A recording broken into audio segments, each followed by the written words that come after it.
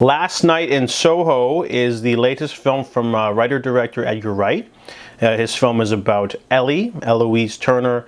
She is a young country girl who lives out in the middle of nowhere who wants to go to fashion school. So when she gets in, she wants to follow in the footsteps of her mother and grandmother.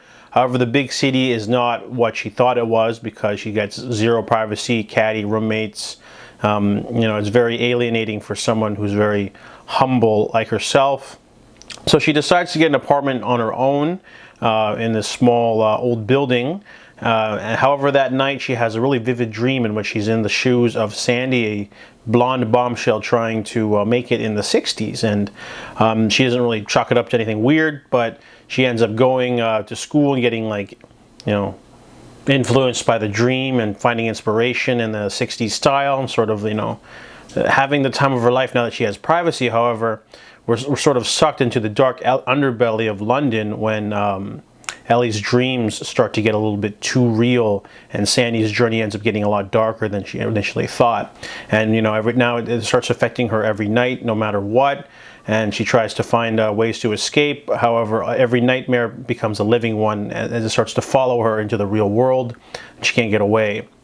So the movie has really great acting, for one thing. I mean, Mackenzie is really great in the title role. She's very versatile. She's an up-and-coming star. She's been in a few other things, but this is another strong performance.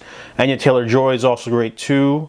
As all the side characters are pretty good too. There's a lot of nice themes imbued in there, from like toxic masculinity to attention-seeking to taking advantage of other people. There's lots of interesting little mixes of themes in there, especially a scary moment for one of her friends. But Last Night in Soho was very stylish. There's this amazing, haunting scene where you're sort of put in the shoes of Eloise as well, because you don't really know what's going on. And then when it's too late for her, it's also too late for you, and you're sort of already there, and you just get sucked deeper and deeper. And it's a very twisted psychological thriller horror film that is also really well written. I really like the third act as well. This is the type of movie that could have went in any direction, a lot more predictable, but I'm glad it didn't go in that direction. There's little red herrings here and there that would imply something would happen. I was like, oh, please don't go in that direction. But I'm glad the movie didn't go in a more predictable ending. So the movie is really well directed, and it's nice to see Edgar Wright. We've seen him do action, we've seen him do comedy. Action comedy. Now we get to see him try a whole new thing with a horror psychological thriller. So I really like seeing this new genre being tackled by him.